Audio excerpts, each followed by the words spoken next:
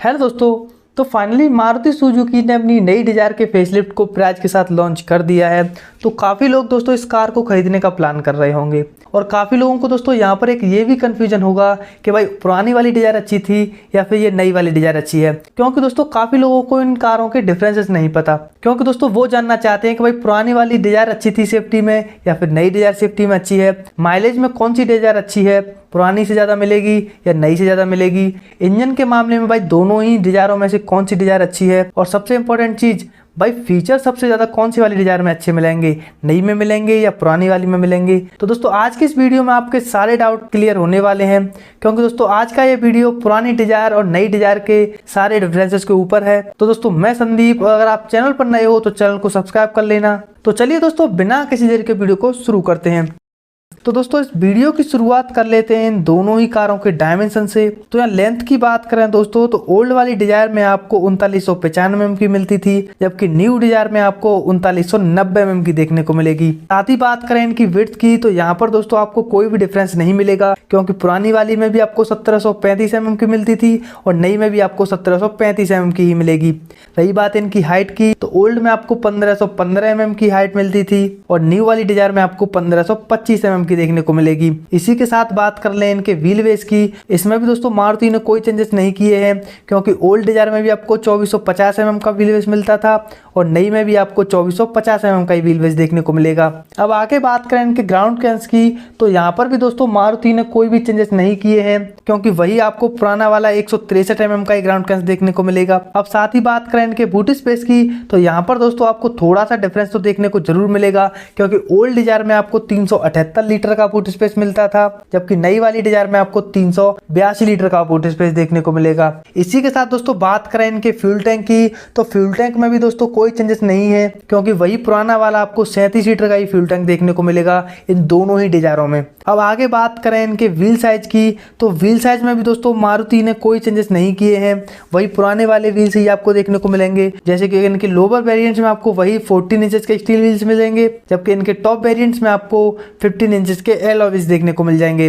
अब आगे बात करें दोस्तों इनके इंजन की तो यहाँ पर दोस्तों आपको काफी डिफरेंस देखने को मिलेगा इनके इंजन के मामले में। जैसे कि ओल्ड डिजायर की अगर बात करें इंजन की तो इसमें आपको 1197 सीसी का 4 सिलेंडर पेट्रोल इंजन देखने को मिलता था, जो कि पेट्रोल पर 88.5 bhp की पावर और 113 न्यूटन मीटर का टॉर्क जनरेट करता था। पुरानी वाली डिजायर का दोस्तों यही इंजन आपको सीएनजी के साथ भी मिलता था, तब ये 76.43 bhp की पावर और 98 न्यूटन मीटर का टॉर्क जनरेट करता था। ये तो हो गया दोस्तों पुरानी डिजायर में मिलने वाला इंजन। अब बात करते हैं दोस्तों उस इंजन की जो आपको नई वाली डिजायर में मिलेगा, तो वो है दोस्तों 1197 सीसी का 3 सिलेंडर पेट्रोल इंजन, जो कि पेट्रोल पर 80.4 bhp की पावर और 111.7 न्यूटन मीटर का टॉर्क जनरेट करेगा। नई डिजायर का दोस्तों यही इंजन आपको सीएनजी के साथ देखने को मिल जाएगा, तब ये इंजन 68.8 bhp की पावर और 101.8 न्यूटन मीटर का टॉर्क जनरेट करेगा।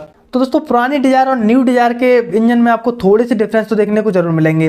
अब आगे बात कर लें इन दोनों ही कारों की माइलेज की तो चलिए पहले बात करते हैं पुरानी वाली डिजायर की माइलेज की। तो दोस्तों ये कार पेट्रोल पर 22.6 किलोमीटर पर लीटर तक की माइलेज देती थी, 31.12 किलोमीटर पर केजी तक की माइलेज पुरानी डिजायर सीएनजी पर देती थी। अब बात करें दोस्तों न्यू डिजायर की माइलेज की तो दोस्तों 24 से 25 किलोमीटर पर लीटर तक की माइलेज तो न्यू डिजायर पेट्रोल पर देती थी और 33.7 किलोमीटर पर केजी तक की माइलेज न्यू डिजायर सीएनजी पर निकाल कर देती थी। तो दोस्तों यहाँ माइलेज में भी दोस्तों आपको काफी डिफरेंस देखने को मिलेगा, क्योंकि भाई इस मामले में तारीफ करनी पड़ेगी नई वाली डिजायर की, क्योंकि दोस्तों पुरानी वाली डिजायर से आपको अच्छा माइलेज नई डिजायर में देखने को जरूर मिलेगा। अब आगे बात कर लें इनके सेफ्टी फीचर्स की तो यहाँ पर भी दोस्तों आपको काफी डिफरेंस देखने को मिलेगा इनकी सेफ्टी में, क्योंकि दोस्तों पहले बात करें ओल्ड डिजायर के सेफ्टी फीचर्स की तो इसमें आपको डुअल एयरबैग के साथ ABS plus EBD, reverse parking sensors, reverse parking camera, electronic stability program, hill hold और ब्रेक असिस्ट।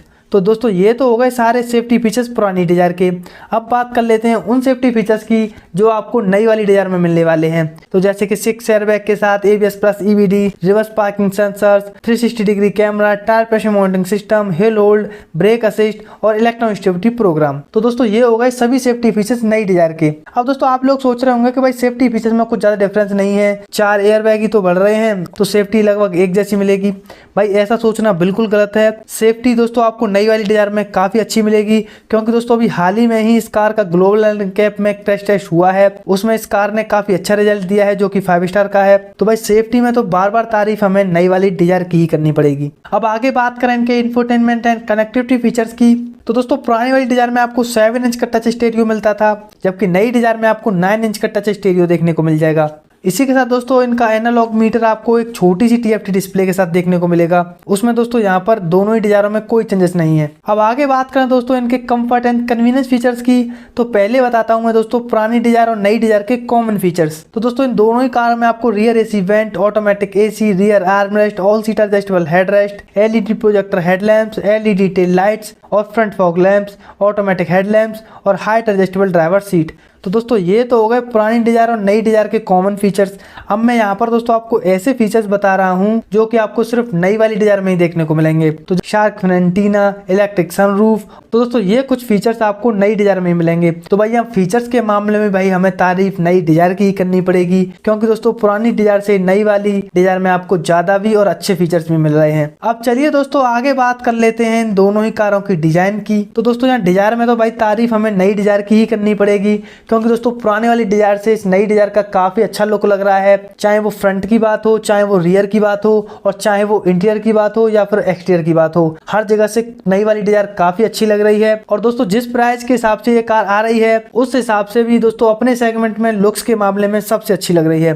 तो भाई लुक्स में तो इस कार में कोई दिक्कत नहीं है, और बहुत कम ही लोग होंगे जिन्हें ये कार लुक्स के मामले में पसंद ना आए। तो भाई मैं अपने हिसाब से बताऊं तो मुझे तो ये कार भाई काफी अच्छी लगी। अब चलिए आगे बात कर लेते हैं दोस्तों इन दोनों ही कारों के वारंटी पीरियड की। तो दोस्तों यहाँ वारंटी पीरियड में भी दोस्तों इनके कुछ भी चेंजेस नहीं है, वही 3 साल के साथ 1 लाख किलोमीटर तक की आपको वारंटी देखने को मिल जाएगी इस नई डिजायर पे भी, पुरानी वाली डिजायर की तरह ही। अब बात करें दोस्तों सबसे लास्ट में इनके प्राइस की, तो दोस्तों ओल्ड डिजायर का प्राइस 6,57,800 से शुरू होकर 9,39,000 रुपए तक जाता था, जबकि नई डिजायर का प्राइस 6,79,000 रुपए से शुरू होकर 10,14,000 रुपए तक जाएगा। तो दोस्तों ये है पुरानी डिजायर और नई डिजायर के सारे डिफरेंसेस। उम्मीद करता हूं दोस्तों आपको ये वीडियो पसंद आया होगा और आपके लिए हेल्पफुल भी रहा होगा। तो दोस्तों अगर आपको वीडियो पसंद आया हो तो वीडियो को लाइक कर लेना, अगर आपने मेरा चैनल सब्सक्राइब नहीं किया तो उसको कर लीजिए। जल्दी मिलेंगे एक नए वीडियो में, तब तक के लिए आप अपना ध्यान रखिए।